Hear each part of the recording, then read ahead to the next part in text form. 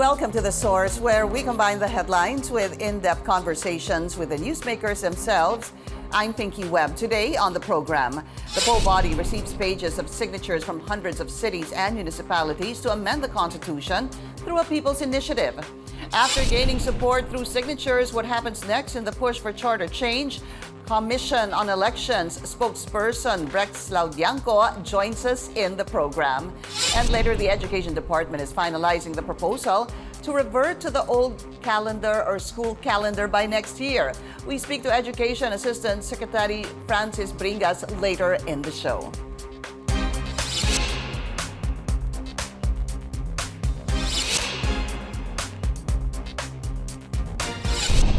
Fresh efforts to amend the 1987 Constitution are underway, but as Bea Pinlac tells us, some Filipinos who were asked to support charter change admit being clueless about the issue. More lawmakers are caving in to charter change pressure. But do Filipinos even know enough about the 1987 Constitution and what it means to amend it? Mylene says she's among those promised cash assistance for her signature on a contentious form seeking a charter amendment via People's Initiative. But she admits she's clueless. Hindi ko rin alam kasing konstitusyon eh. Kaya wala akong ideya. Kasi narinig ko sabi daw yan yata yung stand ng parang walang eleksyon. Yun ba yun? Mylene isn't the only one thinking charter change solely means extending the term of elective officials. Christy says she didn't read the form she signed and was surprised when she found out what it's for. Wala kaming alam noon, basta ano lang kami, nagpirma lang. Nagulat nga rin ako bakit pirma, ano to, para sa ayuda ba to? Sabi nila, oo daw. Tapos nung kinabukasan, nalaman namin, hindi pala ayuda yun. Chat-chat change pala yun. Ibig sabihin, walang eleksyon. Maribel and Mary Jane were also offered a payout, but they turned it down. Dapat talaga, pag-aralan muna yan, di ba? Hindi kasi basta-basta oo lang tayo ng oo. Kailangan may alam din tayo, di ba? Ayoko talaga. Marami ding ayaw. Baga ano lang prinsipyo natin eh, karapatan lang din naman natin na kung ano yung gusto lang natin, di ba? But what comes to their mind when they think of the country's 36-year-old charter? Wala pa akong idea sa konstitusyon natin. Hindi niyo pa po nabasa? Hindi pa. Ay ako talaga sa totoo lang walang alam dyan. Kasi hindi naman totally pinapaliwanag sa mahihirap yan. Sa mga may mga alam na, matatalinong tao na may alam yan. Di ba? So yung konstitusyon na yan, kanila lang yan. Hindi natin alam mahihirap yan. A Pulse Asia survey last year showed a staggering 79% of Filipinos admit having little to no knowledge about the Constitution. Political analyst Froilan Calilong says he's also skeptical about the public's awareness. If the Marcos administration is going to be quite serious about pushing for charter change, I think it should, number one, create more information dissemination mechanisms. You have to laymanize it. You have to put it in the context, in the words that will be easily understood. What the people do not understand, they will fail to appreciate as well. And when this happens, then the government's efforts to charter change, I think, will be in peril. So now that Senate leaders and even the president are on board the chat-chat train, can the Marcos administration achieve what previous administrations have tried but failed to do? It's really quite hard to change the Constitution because one of the primary hurdle here, I believe, is the public perception. How do we change the stigma? How well will the government be able to navigate the tedious task of changing the Constitution and work it side by side with the many other pressing national and international issues that we are confronted with? Bea Pinlac, CNN Philippines. And let's go straight to the source of the story. We have Comelec spokesperson Rex Laudiangco. Sir Rex, welcome to the source. Thank you so much for your time. Good morning po, Ma'am Pinky. Magandang umaga po sa lahat ng ating tagapanood. Sir, so ang sabi po ni Chairman, nakakatanggap na po yung mga election officers, hindi ho ba, sa iba't ibang areas ng mga forms for a people's initiative. I want to find out, sir, in total, how many cities and municipalities have received these PIRMA documents?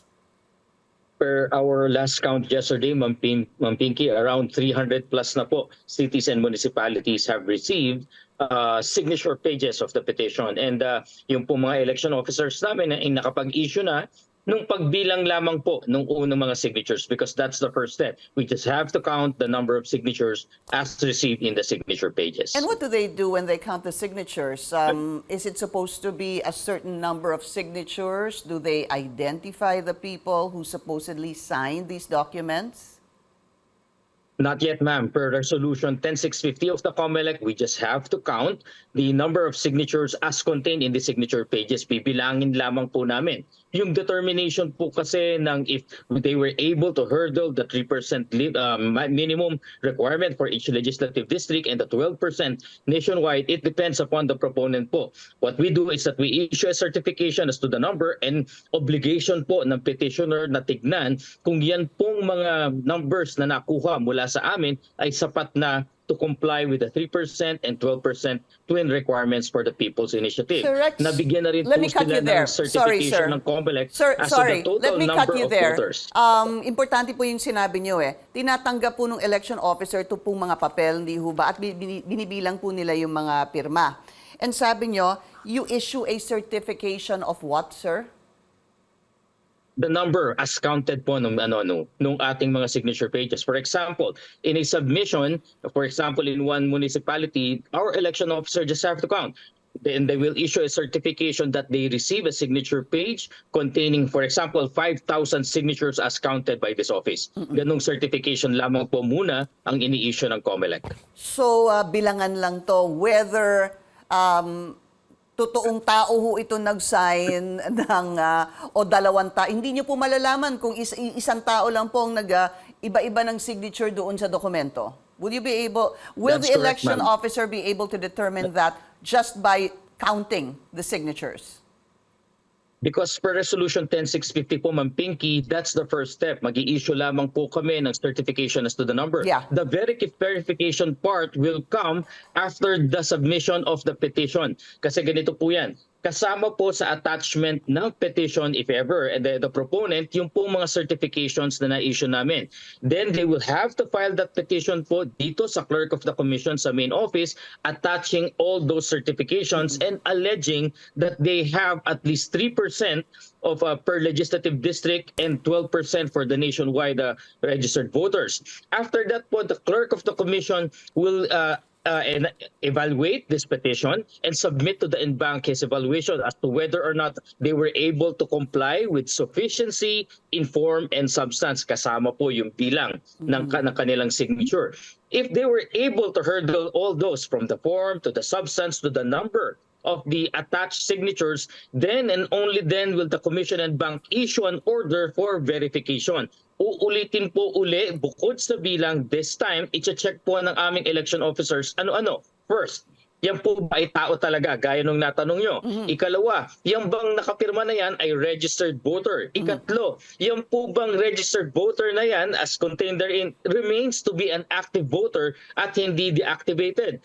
Third, i-check po namin yung kanilang pirma. Kung nagmamatch yung pirma as attached in the petition and as contained in our database o yung tinatawag po namin computerized voters list. And lastly, kapag ka po na-hurdle lahat yan, bibilangin po nila yung natirang pirma na na-validate at na-verify, aalisin po at sa bilang yung mga hindi na-validate at na-verify. And then and only then will we issue a second certification as to the number of verified signatures. Mahaba-haba pa rin ho pala itong pagdadaanan nito. But I have a lot of concern with what you said. So it really starts, there's nothing wrong. I guess it needs to be said, no? Pagkatanggapin po ni election officer ngayon sa bawat munisipyo or lungsod, ito pong mga papel, wala pong kaso ito. There's nothing illegal about this right now. All they have to do is to accept it. It doesn't matter if it's verified or not. All they have to do is really to count. It's just really counting the signatures. After counting the signatures, it goes through those various steps that you had mentioned, Sir Rex. That's correct, ma'am. That's the first step. Okay. Now, doon sa steps na inyong sinabi, certification, they will issue a certification. on the number of signatures. Ano po, wala pa rin pong tung veracity. Sasabihin lang, this is to certify, I'm just assuming, sir, no, na mayroong 5,000 pirma dito sa munisipalidad ng blah, blah, blah. Okay. And then, ito po yung next step na sinasabi mong verification. Ito ho bang verification, ito na po yung aalamin ang authenticity ng mga pirma? Ito na ho ba yun, yung third step? That's correct, ma'am. Yung sinabi ko pong 5 facts kanina. Totoong tao ba yan? Registered voter ba yan? Hindi ba deactivated yung kanyang voter? Opo. Tama ba yung pirma na yan? And then we count the number of the remaining signatures na na-verify po namin. And then, ang pagkasulat ho kasi dito, certification, yung sinulat ko po next is verification, and then yung evaluation of sufficiency in form and substance. Dito po naman sa form and substance, does this also look into the authenticity? Yung mapapatotohanan ho ba yung mga pirmang ito? Dito ho ba dadaan din to in form and substance? Ma'am, yung sufficiency in form and substance comes before the verification. I So see. again po, the first step is the collection of the signature. The second step is the counting of our local offices. The next step is for the proponent to formally file. Magpa-file na po sila ng kanilang petition. Magkakaroon na po ng jurisdiction ng Comelec. Ano ang kasama sa petition po na yan? Yan pong certifications ng inisyu namin na pagkakabilang lamang. Binilang lang. The next step for the in-bank, the commission and bank to determine sufficient in form and substance ba yung petition na i-file, including the total number of alleged signatures as collected. Now, kung na-hurdle po lahat ng question na yan, it will be declared as sufficient in form and substance. Then and only then will the commission and bank order our election officers this time to verify. Diyan po papasok yung verification kung registered voter, hindi deactivated, kung tama yung pirma. Ngayon po dun sa ating mga kababayan po, alam ko marami na rin nagsasabi na mayroong mga iba na hindi yata nila alam yung pinipirmahan nila. Sa any stages po na yan, mula dun sa pagbibilang pa lamang at doon sa susunod na verification, you could go to our election officers at sumpaan nyo po yung inyong salaysay na binabawi nyo for whatever reason, yung inyong pirma, kung kayo manalin lang o napuwersa or whatever. Ang importante po kasi dito, habang binibilang namin, ang assumption po namin ay nandoon sa alegasyon ng papel. Kaya po hindi namin malalaman ng circumstansya unless pupunta po kayo Parang sa amin. lumalabas, Sir Rex, may presumption of regularity. Parang ganun po, no? Pag natanggap That po is itong correct, mga pirmang to. It's important what you said, sir, because even our reporters who went around admitted that they didn't really know what they were signing. We're going to take a very short break. This is The Source on CNN Philippines. Please stay tuned.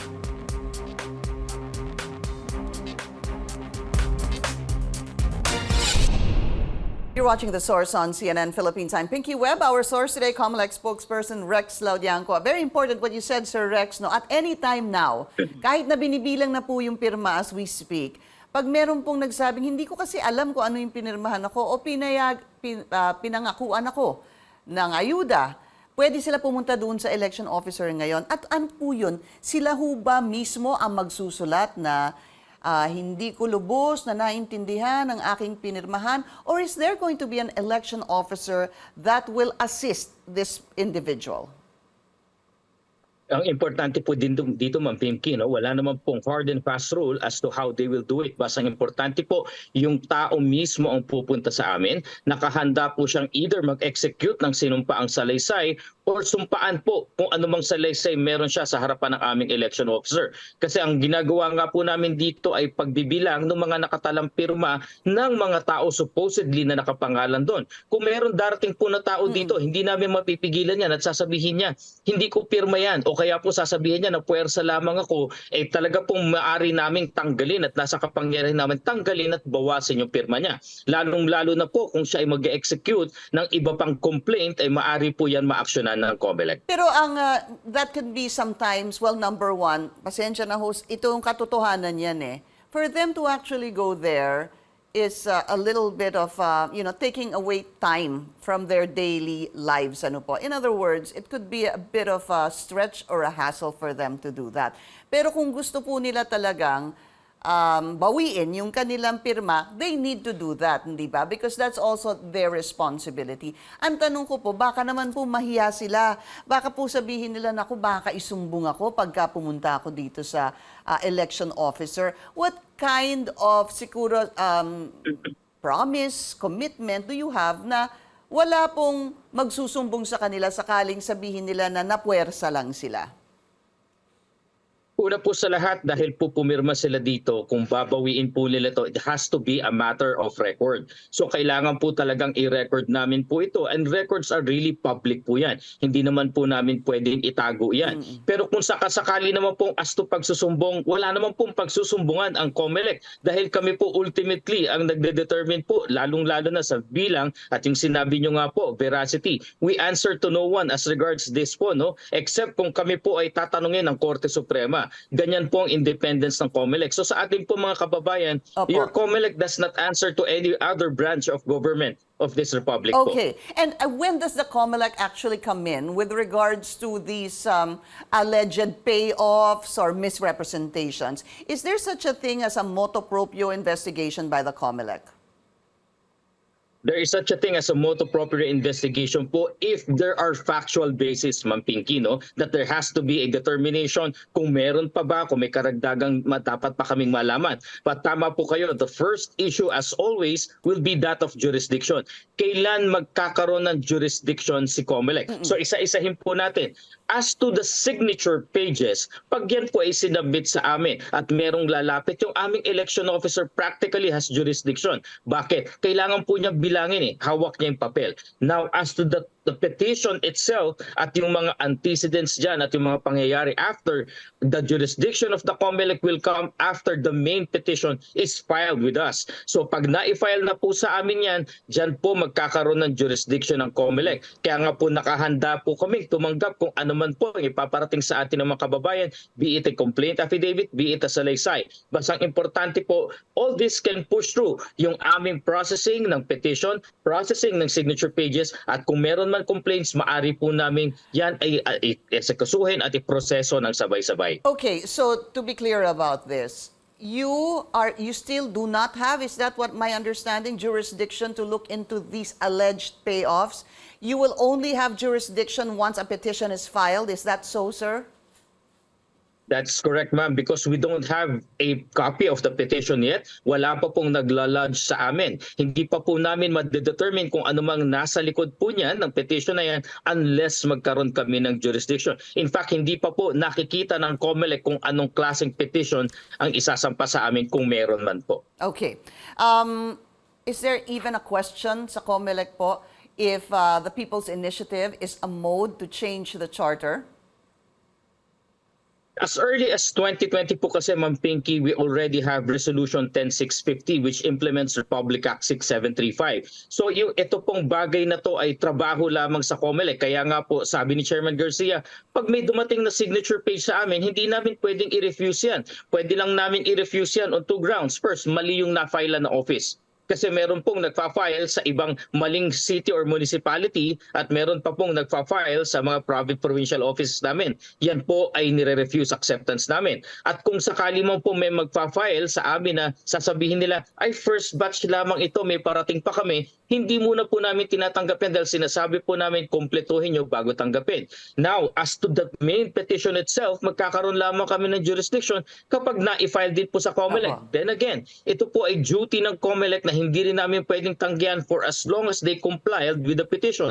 Yung petition mismo at magbayad po sila ng aming docket fee. Then pag na-acquire yung jurisdiction, sunod-sunod na po yan. Determination of form and substance, kung sufficient siya, and then the order for verification if the petition is sufficient in form and substance. Do you have a timeline by which these signatures will be counted?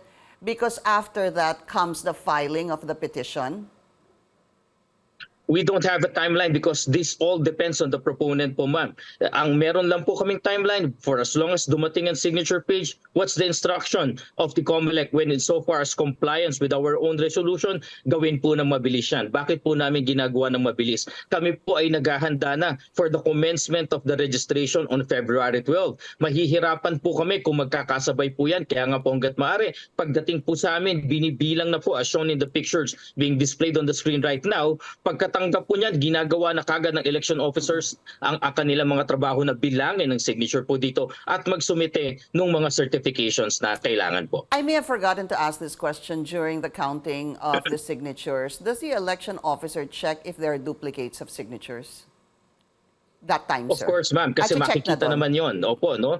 Malino naman po yan, ang bibilangin niya po ay individual signatures, hindi naman po ito by rote lamang na titignan. Titignan din po niya kung may nakamatch na pangalan dyan. But then again, yung sabi nga po natin, yung verification ng tao, ng pirma niya, kung registered voter, this comes after Right. a determination of the petition. Para nga, sabi nga natin kanina, Sir Rex, it's almost ministerial, no? Yung pagtanggap ng election officer ng mga dokumento at pagbilang nito. We need to take another short break. This is The Source on CNN Philippines. Please stay tuned.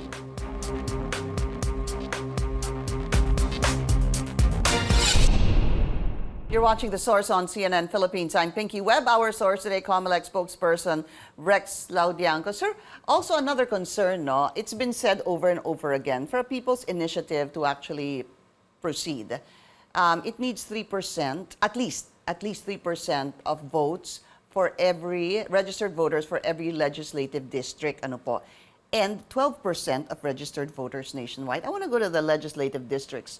How many legislative districts are there?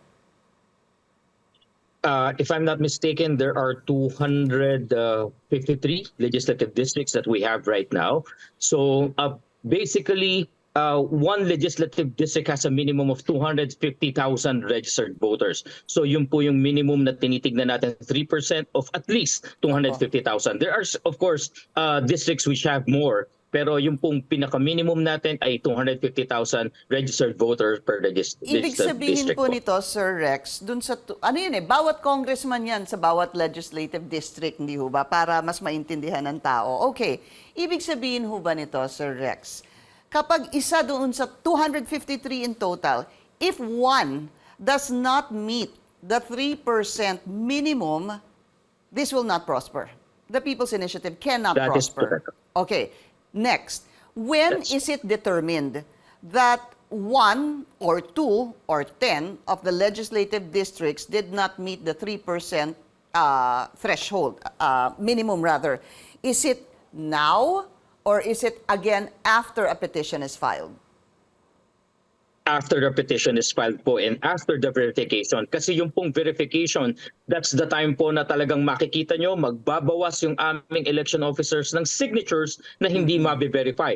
Then and only then can we have the final count of the signatures as contained in the petition kapag natapos na po namin yung verification. At tama po kayo, isang distrito lamang po ang hindi makakomply sa minimum requirement of 3% ay magpe-fail na po ang petition at madi-dismiss po ito. You know, the reason I ask that, sir, is that wouldn't it make the Comelec's job easier pag sa pagbilang lang po ng mga pirma ngayon, I know not verified and authenticated yet, ano po, but if they realize that there's one legislative district that does not meet the 3% minimum, then it fails, hindi ho ba? But that's not how it's going to proceed. It still needs to be passed on to main office, a petition needs to be lodged, etc. Papasok pa po si verification, inform and substance, etc. Bakit ho kaya hindi sa first stage pa lang sa counting, hindi na po ma-meet si 3%, eh siguro sabi nga nila tapos na yung boxing. Opo, dahil po sa una po, ang obligasyon po yan ng proponent, dapat po bago sila mag-file sa amin ay may sapat na bilang na sila. At kami naman po ay hindi magbibilang lamang para sa kanila dun sa unang stage na yan. Secondly, hanggat wala po kasing petition, Ma'am Pinky, ay wala pa pong jurisdiction ng Comelec to pass upon an action being filed with us. Kaya po yung pagdedesisyon ng Comelec, kung sapat ba, na-meet ba nila yung requirements, papasok lang po yan kapag na-file na yung petition. I And as understand. of now po, kung makikita nyo, wala pa talagang petition na na-file sa Comelec at nagbibilang pa lamang sila ng signatures na i-attach dun sa petition para nga po ma-file sa Yeah. Comelec. At pagkatapos po nun, talagang nasa power ng Comelec magbawas kung kinakailangan dahil hindi na-verify at yung final count po ng Comelec, ultimately, that will determine kung magfe-fail or kung nag-succeed po yung petition para po magkaroon tayo at mag-schedule tayo ng isang plebiscito. It's hard. It needs to be spoken about and be cleared, sir. Kailangan po thoroughly threshed ito. Kasi kapag tumatanggap po ng mga ganitong papel, yung mga election officer ng Comelec, in our minds, hindi ho ba, nandun na sa jurisdiction ng Comelec. But you're making it clear right now, wala pa to sa jurisdiction ng Comelec. It becomes part of the Comelec jurisdiction once a petition is filed. Quick question, sir. I hope I got that right. Anyway, quick question. This will proceed, again, in spite of the President saying, according to Senate President Mig Zubiri, that the People's Initiative is divisive and that pangungunahan po ng Senado ang charter change. Patuloy pa rin po natatanggap ang mga election officers ng dokumento on People's Initiative, sir? That is because ito pong part na ito ay ministerial duty ng Comelec. We cannot refuse to do our job simply because meron pong mga bagay na political na nangyayari. Una po sa lahat, ang Comelec po ay apolitical. Wala po kaming koneksyon sa political departments of the Republic. Kami po, ang trabaho lang namin ay pagdating dito sa mga bagay nito and lahat po ng ginagawa namin. Hindi po ngayon lang pinagdesisyonan ito. Meron po kaming resolution as early as 2020 pa po, bago pa ang lahat na ito. Kaya nga po kami, step by step lamang po ang ginagawa ng Comelec. At to put it simply, at this stage, simple arithmetic po ang ginagawa ng Comelec. Right. No exercise of discretion whatsoever. Comelec spokesperson Rex Laudiangco, sir, thank you so much for your time. Maraming salamat po. Mabuhay po kayo. And thank you for joining us here on The Source. I'm Pinky Webb. You're watching CNN Philippines.